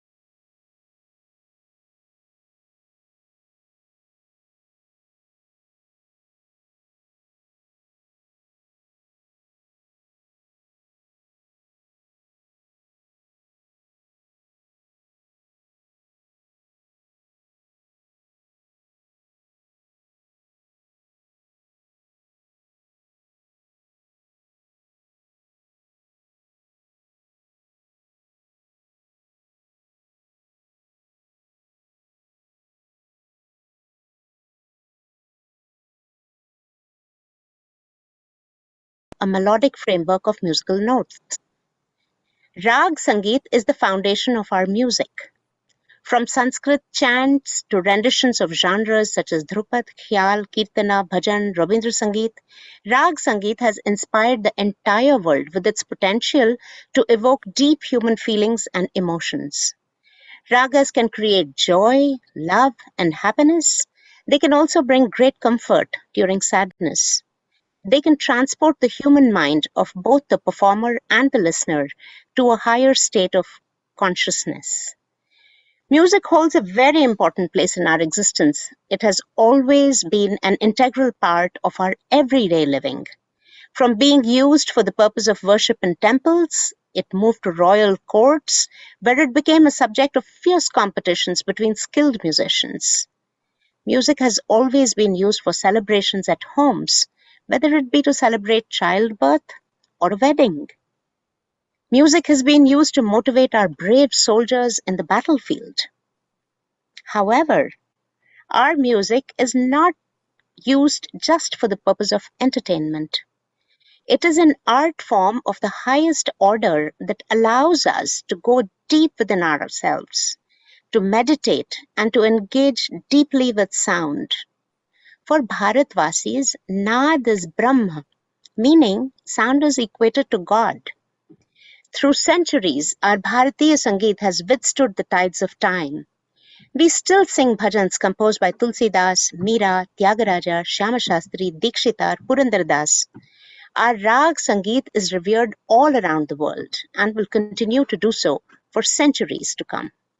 I believe that what medicine is to the body, Rag Sangeet is to the human soul. I will now sing a bhajan which was pre-recorded a little earlier in the morning. It is from the movie Sant Tulsidas. In 1939, this movie was released. The lyrics are by Pandit Indra and the music is by music director Gyan Dutt.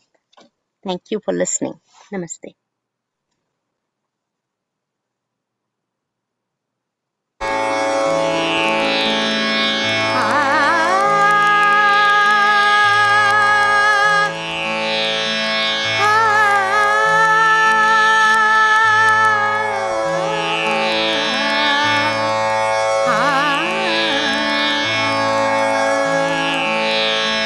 बन चले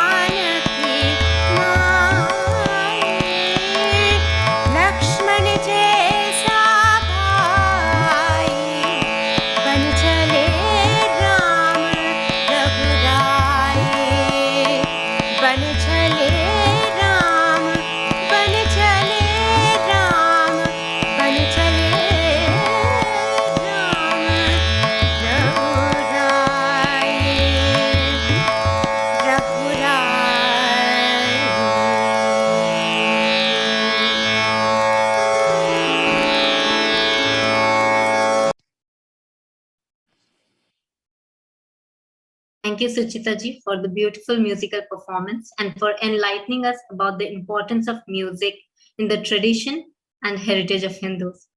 Now, I would like to call upon my co-host Priya to coordinate the next session. Priya ji, over to you. Thank you so much, Monica. Our previous speakers took us on a very reflective journey into the past. Our next set of speakers will take us on the path forward. To get us started, I would like to request Sri Ashok Chaugule ji to talk about where he sees the diaspora 50 years from now. Ashok Chaugule has a graduate degree in economics with statistics from Bristol University in the UK and post-graduation in business studies from Case Western University in the United States. Upon his return to India, he joined the family business and has looked after various portfolios. Presently, he oversees the shipbuilding operations of his business. He became active with the Vishwa Hindu Parishad in Bharat, starting from 1990. Under the guidance of hardworking supporters like Ashok Singhal ji, he has written about the socio-cultural issues of Hindutva, in particular regarding the Sri Ram Janmabhoomi movement. Presently, he is one of the vice presidents of the Vishwa Hindu Parishad. Over to Sri Chaugule ji.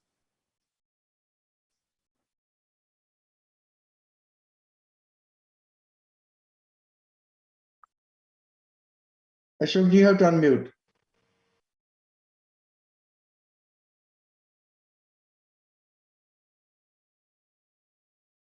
Namaste. My sadhana pranams to all those who are attending this momentous event. I would like to congratulate the Hindus who have worked hard to get so many states in the United States of America to declare October as the Hindu Heritage Month. This recognition shows the respect the Hindus in America have been able to generate about Hinduism. It's going to be an exciting month of October. I've been asked to speak on where I would like to see the Hindus to be as part of the world community in the years to come. On this occasion, it's only befitting to recall what Swami Vivekananda said at the World Parliament of Religions in 1890s. These words have guided him in his mission to spread the philosophy of Hinduism, and they can be a guide to us today in 2021 and beyond.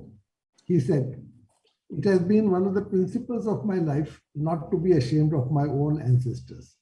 I'm proud to call myself a Hindu. I'm proud that I'm one of your unworthy servants. I'm proud that I am a countryman of yours, you the descendants of the most glorious rishis the world."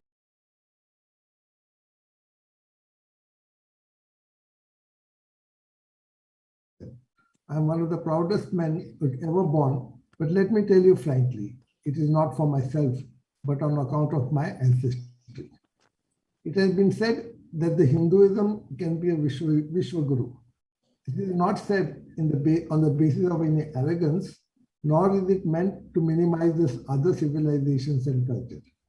Being pro-Hindu is not about being anti-anyone else, a concept that is embedded in the shloka, Ekam Sat Viprabhodha Vadanti. There is one eternal truth, there are many ways to reach it, and this shloka was popularized by Swami Vivekananda on the world stage. To achieve this, I would like to suggest a couple of concepts that we can propagate as the starting point. The first is an emphasis on kartavya, loosely translated as duties, over that of adhikar, loosely translated as rights. Around 1940, Mahatma Gandhi was asked about his views on a Charter of Rights. He responded and said there should be a Charter of Duties instead, and added that rights will follow as spring follows winter. Rights of a person has to be legislated, while one's duties are generally understood by each person. Furthermore, rights of two persons can clash. Duties will never clash. This will lead to a situation where justice will be done and not merely that the law is upheld. A second concept that we need to talk about is what Bhaiya Joshi, who recently retired as the General Secretary of the National Salvation Fund, has suggested as the national level meeting of Vishwa Parishad. He said that India should not aspire to be a superpower, but a responsible and accountable nation. There can at best be two superpowers, but every nation, irrespective of its size, measured by whatever criteria, can be a responsible and accountable power. Where there are one or two superpowers, the world will always be in a state of tension. In a world consisting of responsible and accountable nations, there will be harmony and equality. There are, of course, other concepts that we can talk about, and all this can go in parallel so that there is a general acceptance by all in a very short time. Being a living civilization, the Hindus can draw upon the wisdom of the past to use it for the present. Thus, when we talk about yoga, we are talking about a tradition that has been handed over to us some 5,000 years ago or more. When we talk about the teachings of Gita, we are talking about what has been handed over to us over a few millennia. Every philosopher has written his or her own commentary on the Gita to ensure that it offers its lessons for the modern times and thus becomes continuously dynamic. Despite attempts at present despite attempts to present a picture to the contrary, Hindus have proved that they earnestly like to assimilate in this society, even as they keep their traditions alive. Thus, in America, Hindus are materially prosperous, even as they build their places of worship, which always doubles as the places of spiritual solace and keeping our ancient wisdom alive. Over the coming month and more, I'm sure that the Hindus are looking forward to showcase the heritage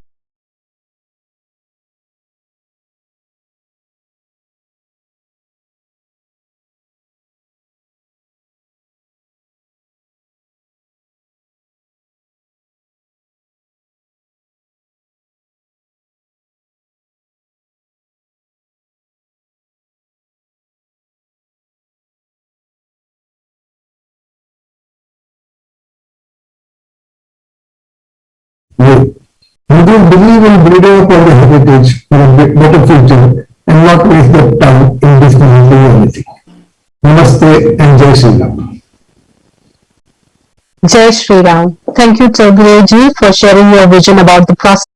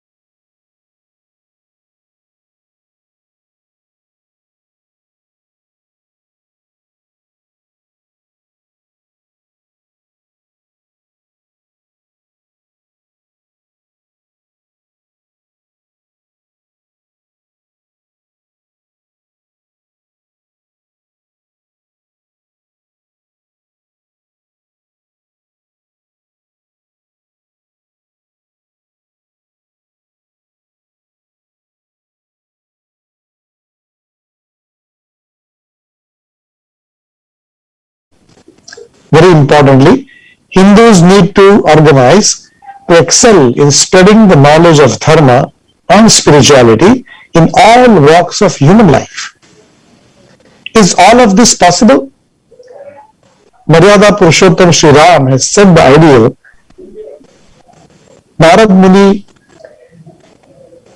describes Sri Ram as Rakshita Jiva Lokasya Dharmasya Parirakshita Rakshita Swasya Dharmasya Swajanasya Cha Rakshita, which means Sri Ram could not only practice and protect his own dharma, not only his own people, but he protected dharma everywhere and he protected the entire universe.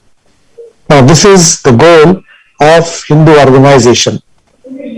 From protecting ourselves and our interests to taking care of the entire world, thinking of the entire world is the purpose of Hindu organization. But how can we achieve this? First off, it is to awaken Hindus to the higher purpose, the common mission taught to us by our rishis, acharyas, shravakas, bhikkhus and gurus. It is to awaken all human beings to the truth of divinity of Atman and the spiritual oneness of the universe. Second, we need great many grassroots efforts to reach out to all Hindus of diverse backgrounds to instill pride, impart education and inculcate values about our dharma. Then it is to create effective forums and networks in all walks of life, whether it is religion, art, science and technology, education, economy, media, and so on and so forth. All kinds of efforts from local to international, all of them are important, all of them have a certain value. Of course, to achieve all this, we need to create leaders. Leaders who are selfless, courageous, sensitive, non-egotistic, and competent. Leadership that has a long-term vision, is strategic and forward-looking in thinking, who can positively motivate all. In the leadership, style, tyag and seva are the watchwords of Hindus. Now we can see all this happening more and more. In spite of all the challenges in our times, Hindus are organizing everywhere and getting better and better at it. Whether it is the local Hindu Sangathan Divas, Hindu Mandir Executive Conference, the Hindu organizations, temples and associations forum, and the World Hindu Congress, from local to international level, these forums are creating that effective networking and the Hindu ecosystem. This very Hindu Heritage Month celebration is one great example of this coming together of many organizations in the spirit of cooperation and keeping a broad vision. It is true, we truly believe that Hindu jage to Vishwa jage. And hence, it is extremely important that Hindus get stronger, vibrant, and march forward with the philosophy of Vishwa Kalyan, and that is world welfare. I believe that to achieve all the great noble ideas that we have, organizing better and better, becoming effective, having effective leadership is the most important endeavor of our times, and I believe that we are on the right path with the right speed. Once again, thank you very much for having me on this program, and congratulations for a great beginning of the Hindu Heritage Month. Looking forward to the month-long celebrations. Namaste. Thank you so much, Soumitra ji, for letting us know about the ways by which we can be organized to better serve our community. So before I call upon my next host, Mahapula, I would kindly request everyone who is not speaking to be muted because there was a lot of background noise that was coming. So Maha, over to you. Thank you, Priya. Namaste and Hari Om to everyone. My name is Maha, and I'm going to host I'm between you and your speak for those of you that are in the US. Earlier in the program, we heard about the importance and significance of music in Hinduism. You heard performances, and you heard some amazing singers, musicians and artists. Now, our next speaker will talk a little bit about, and she's dressed and ready to show us as well and to demonstrate the role of Indian classical dance forms and divinity. I know Srimati Ranjani Sehgalji, who's going to be performing. She's a fellow Bostonian, and I've had the opportunity to see her many times in the past. But for those of you that are not, that have not familiar with her, let me introduce her to you. Ranjani Sehgal is the executive director of the Ekal Vidyalaya Foundation of the United States. She's also the co-founder of a bi-weekly South Asian e-magazine called Lokwani, and I'm sure many of you have heard about it, especially if you're looking for apartments in the neighborhood, and is the founder of one of the oldest schools of Indian classical dancing in Boston.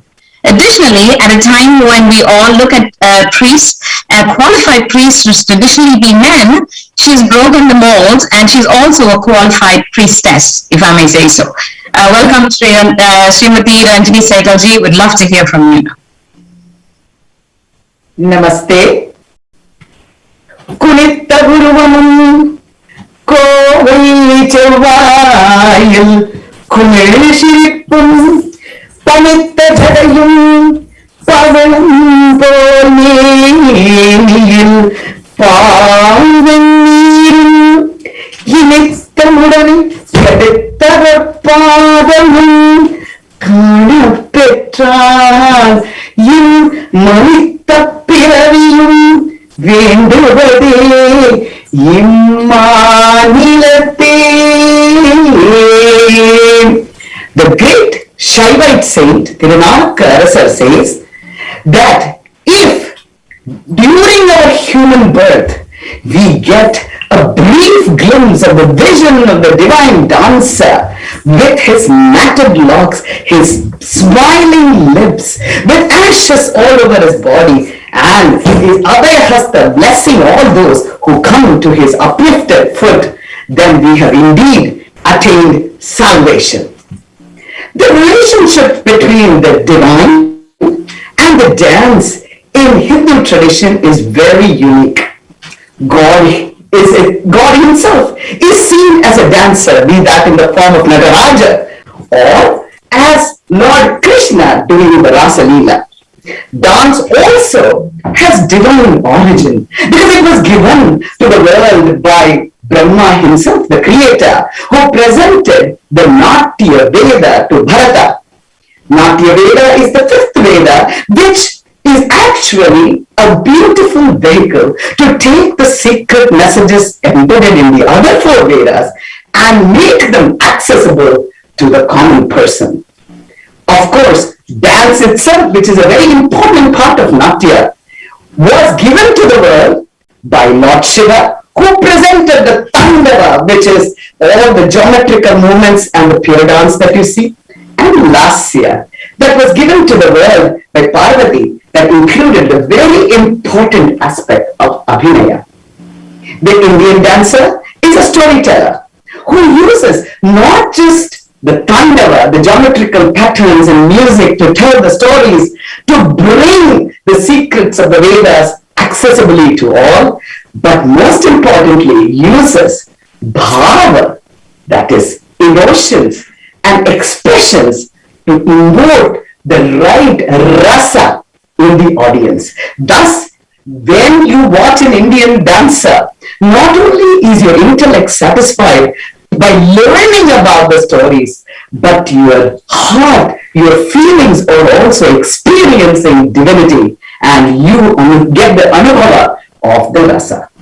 The Natya Veda was then translated into a shastra, or a book, a scientific book, a manual for learning dance and music, and from that treatise emerged 8 different forms of classical dance. This includes Bharatanatyam, Kuchipudi, Kathakali and Mohiniyattam in the south. It has Manipuri, Odissi and Satariya in the east, and of course Kathak in the north. Now, all these forms, while they may have different angika, that is different stylistic way of presenting their body, different Vachika, the words might be different, the costumes may look very different. I am wearing a Bharatanatyam costume, but the costumes may be different. But the inner spirit, the sattvikam that is used to tell the story has always to be Shivam, that which brings about enlightenment in its audience. Now, Indian divinity is very unique. All our gods are always smiling. So our dancers also always smile. This is very unique to Hindu tradition. Another very unique thing about an Indian dancer, she wears the bells. And the bells are used to amplify the message of the divine dance that is going on. The great South Indian poet Devendra says, Tandara narasida janjavakim kalige hulugejjinavakim. The world is nothing but the dance of the divine, Tandava of the divine. What is our role in it? To be a small, beautiful hulu genje that is sweet, that amplifies the right message, the divine message of God. So I would like to conclude by praying that all of us become beautiful genje, beautiful bells that always amplify the message of the divine in the right way that our Hindu ancestors taught us. Om Namah Shivaya. That was fantastic. I don't know if there's any words that can describe how beautifully Rajni ji was able to bring. Indeed, was beautifully done, eloquent as she's always been, and so expressive in her, her words, her movement, everything, so expressive that if even if you are not a fan of Indian classical dance, and I'm not sure why you would not be, you would still love to hear her and see more of her performances sometime in the future. Thank you so much, Ranjini ji, for so eloquently describing the connection between Indian classical dance and divinity. We've been speaking about art in various forms. We've spoken about music. We also now look at the connection between divinity and dance. But we also know that there's another form of art that has been used for centuries to pass on our heritage from one generation to the next.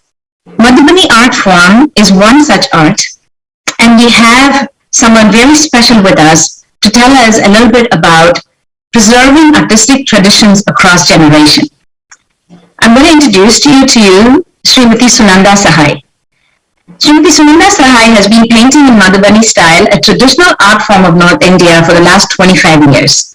She's the recipient of various awards and accolades from the state and local organizations. For years now, Sunandaji has been teaching students from all over the USA.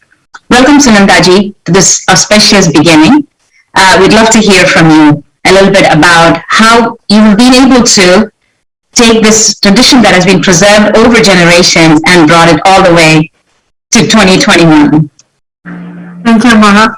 Namaste, everyone. What an inspiring evening, listening to so many masters of their field. Today I'm here to talk about the ancient and traditional paintings that I practice and how it's being preserved and transferred to next generations in the USA. So what is traditional art? Traditional art is the soul of a culture. It's rooted in the finest traditions of any cultures and mirrors the deepest aesthetic values of the culture. Traditional art is a creative expression of the deepest value of the culture, and so as long as the culture continues, the traditional art continues, and it's a connection that always stays. The art form that I actively practice and teach is popularly known as Madhubani or Mithila painting, a traditional art form of North Bihar, and is almost 2,500 years old, preserved among families and transferred mainly from mothers to daughters. When I lived in Mithila, I had no reason to worry about preserving or transferring the art to the next generation because we were always surrounded by the art in various ways, as painting or through rituals and festivals. The younger folks had been steeped into the art as much as I had been. There is a continuous art that carries forward the cultural traditions as well as the traditional art through time without any extra effort. That changes when we change places very rapidly. When I moved from Mithila, I suddenly found myself distant from some of the keen aspects that defines the heritage that I was living in the middle of Mithila. The gulf seems even bigger now that I have moved to the US. Now, in order to continue to remind myself of the stories, rituals, culture, and the traditions that affected me and surrounded me all the time, now the vehicle that reminds me of these traditions is my art. It's certainly not enough to keep and preserve the paintings inside a museum or gallery. To continue our rich heritage and traditions, we need to pass it on to others and share it for its continuity. And the key to this continuity is practice. We need to practice it on a regular basis to keep it alive and going. That's when people learn the real value of the art. Students choose the stories from Ramayana and Mahabharata and the other ancient books that is closest to their heart, resonates with their values and aligns with the philosophy, and that is what they really want to paint. That is where the traditional art is very different from the modern or contemporary art. The traditional art tells the meaningful and timeless stories of our culture and heritage. And this is how our students explore and learn the deeper meanings, principles, and the philosophy behind our culture. Practicing the traditional art builds our connections to our past, our social values, beliefs, customs, and traditions, and thus allowing us to identify ourselves with others and deepen our sense of unity and belonging. So now here in US, I'm not only passing on my art form, but the traditions and culture as well. We discuss the stories of our epics and what is the message or philosophy behind it. The importance of intangible cultural heritage is not the cultural manifestation itself, but rather the wealth of knowledge and skills that is transmitted through it from one generation to another. Thank you so much. Thank you so much, Anandaji, for your inspiring talk and the information and practices that will help us preserve traditions such as this through many generations in the future. For our next speaker, we're going to be talking a little bit about empowering women in our community. Hindu tradition has always empowered women in the community, much contrary to popular belief that we don't. Women have always held a special place in history. Our next speaker, Dr. Indrani Ramprasad, will share her views on women's empowerment. But before that, a little introduction. Dr. Indrani ji is a fourth-generation born person of Indian origin from Trinidad. In 2013, the government of Trinidad and Tobago awarded her the National Award Gold in the category of Women in Development. She's an independent scholar, journalist, educator, and pandita. She has a special interest in the Ramayana traditions, Ram Leela and Ram Dila, Indian and Hindu culture, social justice, gender, and identity. Now retired, she serves on the Cultural Committee of the Ayodhya Research Institute. Welcome, Dr. Indrani Ramprasad ji. Over to you. Namaste. Ram Sitaram. From my part of the world, that's our greeting, Madam Chairperson. It's wonderful being with you. Congratulations to the Vishwa Hindu Parishad of America for conceptualizing and adding the Hindu Heritage Month to the Hindu calendar. It's a great opportunity to assert our identity that has been subsumed in an amorphous Asian identity, or equated with the narrowness of a religious identity, one book and a set of rules to follow, characteristic of the Abrahamic religions. We are not that. The Indian diaspora is the largest in the world, some 18 million. Hindu Heritage Day is an opportunity to connect across the world, to see and hear the diverse expressions of Dharma by our sisters and brothers in India, the descendants in the diaspora, and those who have converted into the fold. The 19th century British rulers and elite Indians in India painted India as a poor, depraved, lost people headed for hell. Our women were oppressed and needed to be free of the Hindu male.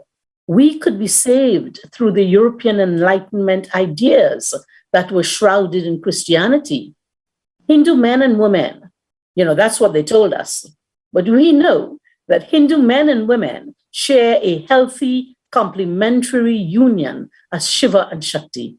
Hindu women are not equal to Hindu men. We are held to be higher. And I encourage women to remember this and speak about it. The men, they hold us up as higher in status. We are the Shakti in the husband-wife relationship. And as the mother queen of the home, we rule. We respect both the male and female. We are incomplete without each other. Without doubt, human beings are oppressed all over the world, but it is not a characteristic of Hinduism, where women hold a status higher than the male. We celebrate feminine power. We celebrate the triad of Brahma, Vishnu, and Shiva with their feminine counterparts. This male-female duality is the natural order of creation. We remember the iconic Ardhanishwara of Shiva Shakti, a unity that is reenacted in Hindu marriages, when the Dulaha becomes Vishnu or Ram, and the Dulahin becomes Lakshmi or Sita. Our sacred writings speak of strong women, like Durga. In the Saptashati, we are told that women are aspects of the Devi. Rishi Vag in the Rig Veda speaks of being the sovereign queen of the universe and the giver of wealth. The Yajurveda speaks of women being invincible, victorious, and having the heroic Shakti or power 1,000 times over.